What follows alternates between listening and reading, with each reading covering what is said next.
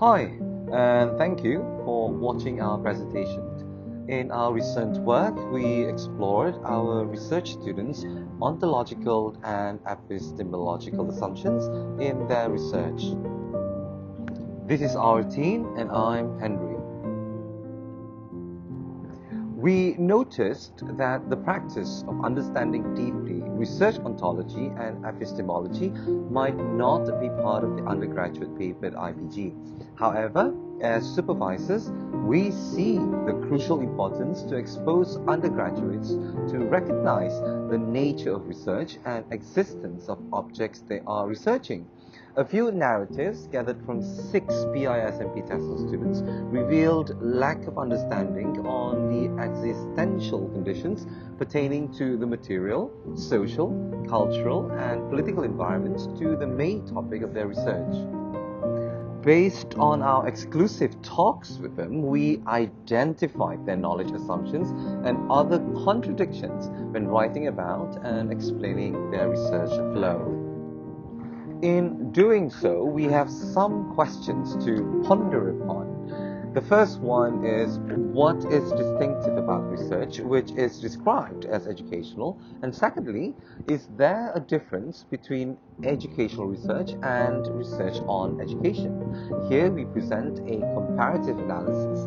3 dissertations are focused on writing skill and the other 3 on speaking skill. The first 3 studies were aimed at improving Year 4 speaking skill using sentence starters, colored flashcards, and highlighted words on simple 3D texts. The purpose of the studies were to get a broader understanding of literacy and communication by including vocabulary as a mode of fun learning. In order to explore the types and impacts of improvement, action research within 2 cycles was used. The other 3 studies were aimed at improving Year 5 writing skills using song lyrics, puppetry, and an application called filmology. The purpose of these studies was to explore the role of teacher-made popular culture-specific resources in the composing processes, which involve drafting, revising, and editing among 6 multilingual children. These were case studies focusing on the complexity of the process of writing. The first 3 studies, focusing on writing, used a pragmatic ontology. They provided a general concept of children's literacy play, and this concept was further interpreted from the vocabulary the children attempted to say. The other 3 studies adopted an interpretivist ontology.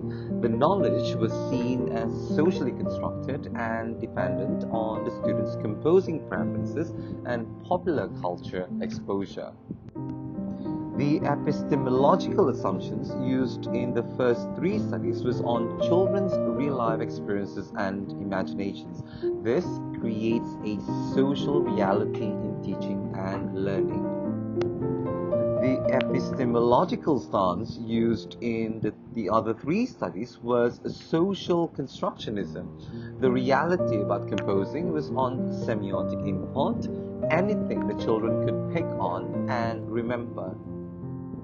What do the ontological and epistemological assumptions tell us about their understanding of the research problem? The first 3 studies were based on a pragmatic stance, and the theoretical perspective of this study is also pragmatism. The theoretical perspective of the other 3 studies is interpretivism. It allows the students to interpret the theory they used, and the theoretical findings were made implicit. All the students find teaching and learning as a problem-solution approach, which is not entirely true in actual educational research. In the first 3 studies, they presented multiple views of the findings from the 2 cycles of an action research approach. The other 3 studies presented case studies. All the students were biased on what they think would work in their intervention, and most explanations were narrative of collective research experiences, not really following a proper methodological structure.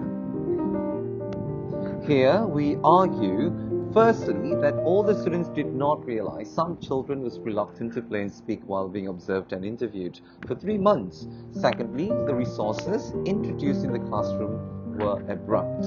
Thirdly, the schools were represented as having socio-political context. This causes us, the readers, to feel schools are helpless to help children.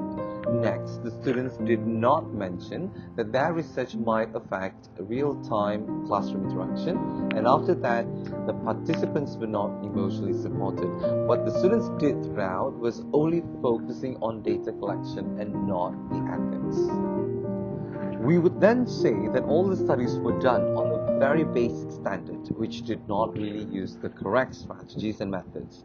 It was sufficient, but their views are contested because there are conflicting views on how language skills are defined, how reality and truth are discussed, and their research paradigms and philosophical assumptions are not clear.